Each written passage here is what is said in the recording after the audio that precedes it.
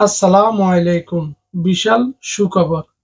অবশেষে কুয়েত সরকার বাংলাদেশিদের ভিসা চালু করার ঘোষণা দিলেন। কুয়েত সরকার বাংলাদেশি কর্মী নিয়োগ দেওয়ার আগ্রহ প্রকাশ করে জানিয়েছেন, বাংলাদেশি যে কর্মীগুলো নিয়োগ দেওয়া হবে তার তালিকা অনুযায়ী ডাক্তার, ইঞ্জিনিয়ার, নার্স এবং বাংলাদেশি দক্ষ যে কর্মীগুলো আছে তাদের যে বিভিন্ন খাতে লোকের প্রয়োজন, এই খাতগুলোতে বাংলাদেশের কর্মী নিয়োগ দেওয়া হবে। বাংলাদেশে নিয়োজিত কুয়েতের রাষ্ট্রদূত পররাষ্ট্র সচিব জসিমউদ্দিনের সাথে এক সাক্ষাতে বাংলাদেশের কর্মী কুয়েতে নিয়োগ দেওয়ার আগ্রহ প্রকাশ করেছে। পররাষ্ট্র মন্ত্রণালয়ের এক বিবৃতিতে জানিয়েছে, কুয়েতের রাষ্ট্রদূত বাংলাদেশের কর্মী পরিশ্রমী এবং কাজের গুরুত্ব থাকায় সবসময় প্রশংসনীয়। রাষ্ট্রদূত আরো বলেন, দুই দেশের সম্পর্ক এবং অর্থনৈতিক উন্নয়নে বাংলাদেশের কর্মীদের অবদান অনেক বেশি। এছাড়া পররাষ্ট্র সচিব কৃতজ্ঞতা প্রকাশ করে বলেছেন, এই ধরনের উদ্যোগ দুই দেশের সম্পর্ককে আরো শক্তিশালী করতে সাহায্য করবে।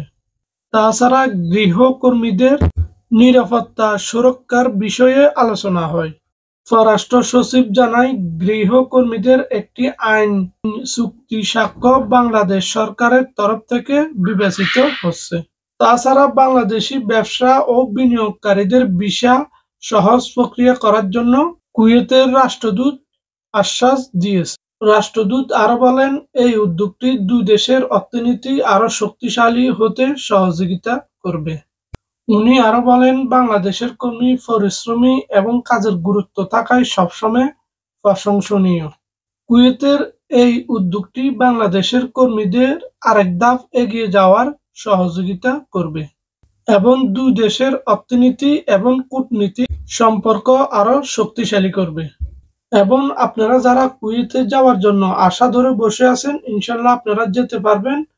এবং কুয়েতের ভিসা প্রক্রিয়া পুরোপুরিভাবে ক্লিয়ার হয় নাই, এখনো আপনারা কারো সাথে লেনদেন করবেন না।